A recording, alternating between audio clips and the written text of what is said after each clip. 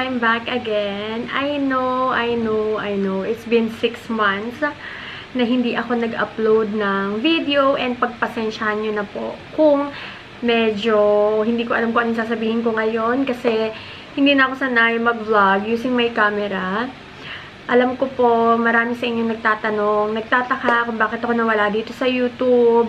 Ang daming mga haka-haka and I'm so sorry for leaving you hanging. Hindi na ako magpapaligoy-ligoy, ano. The reason kung bakit nawala ako, kasi I started vlogging sa Facebook and editing ng raw video dito sa YouTube, it took me like 3 hours to 4 hours talaga. Sa mga vlogger dyan na matatagal na, you know how long it will take para makapag-edit or makapag-make ng one video. Especially pag yung raw video mo is umabot ng 1 oras.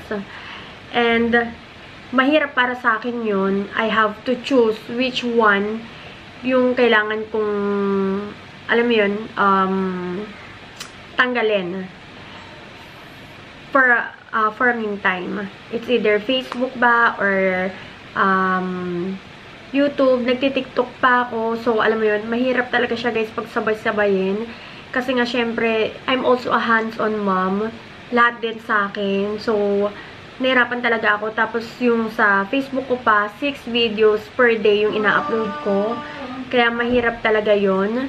So, hopefully, the kids are on vacation. And, sige, I will try my best mag-upload dito sa YouTube. I will start vlogging na din. Hopefully lang po na pagpatuloy ko siya, nakayanin ko. Kasi ang hirap guys, ang hirap talaga.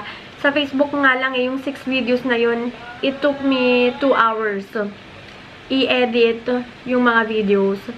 So, ayun lang po. That is the reason. Bandito nga po pala ako sa Pilipinas. So, yeah. Thank you!